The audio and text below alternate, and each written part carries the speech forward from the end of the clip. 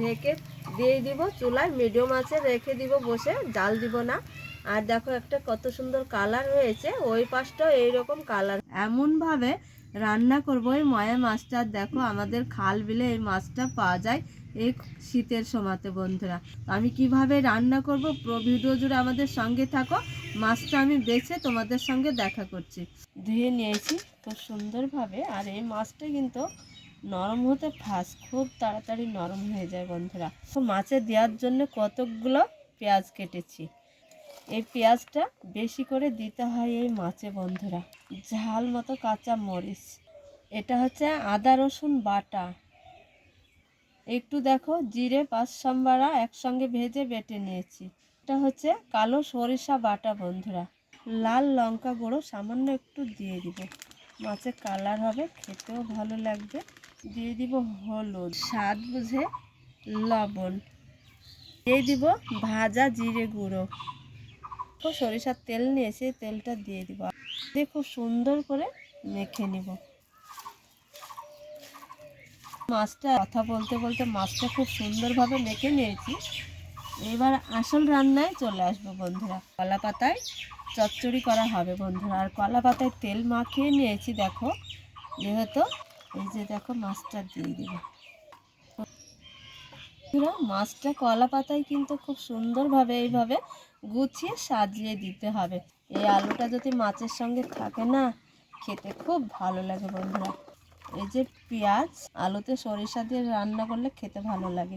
একটু কিন্তু আদা বাটা, আদা রসুন বাটা, সম্বারা জিরে একসঙ্গে বেটে নিয়েছি। একই মশলা মাছে দিয়েছি, আলুতেও দিয়ে দেবো। এইভাবে আলুটা মেখে নিব, সমস্ত মশলার সঙ্গে আলুটা মেখে নিব, যাতে মশলাটা আলুতে খুব ভালোভাবে ঢুকে খেতে খুব ভালো লাগবে। তো দেখো আলুটাও খুব সুন্দরভাবে চটকে চটকে মেখে নিয়েছি। কিন্তু দেখো কিভাবে দিয়ে দেব মাছের এই চারি সাইড দিয়ে। এই যে দেখো,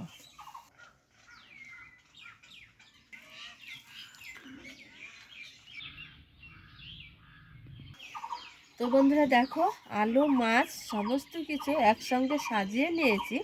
এইখানে আমার জলের দরকার হবে না, কেননা আমি চুলায় যখন বসিয়ে দিব আর চুলাতে মিডিয়াম আঁচে জাল দিতে হবে। আর আলু থেকে আর মাছ থেকে হালকা হালকা জল তেল বের হবে। ওই জলে আর ওই তেলে মাছটা কিন্তু খুব সুন্দরভাবে আলু মাছ পোড়া পোড়া হয়ে একদম রান্না হয়ে যাবে। এবার চলো একদম চলে যাবো আসল রান্নায়।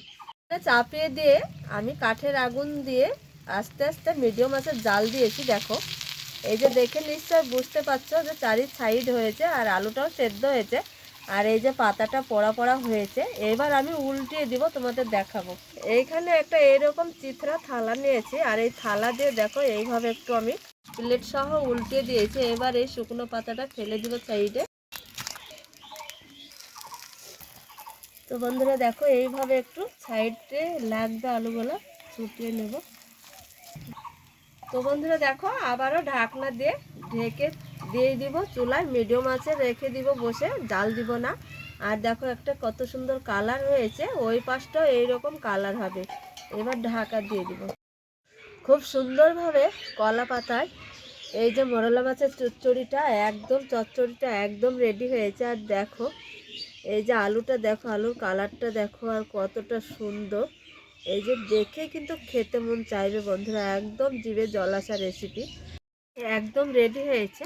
আর এইখানে আবার দেখো একটা টিনের প্লেট নিয়ে এসেছি, এইভাবে তুলে নিব।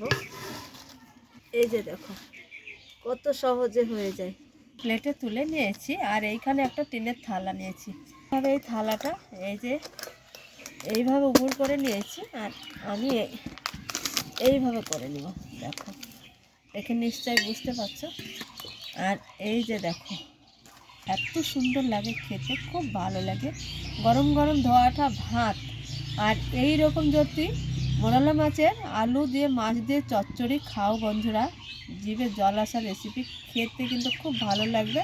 আর সবাই কিন্তু খেয়ে প্রশংসা করবে। আজকের আমার এই রেসিপি তোমাদের কেমন লেগেছে অবশ্যই তোমরা একটা লাইক কমেন্ট শেয়ার করবে, আর চ্যানেলটা সাবস্ক্রাইব করে পুরো ভিডিও দেখতে থাকবে বন্ধুরা।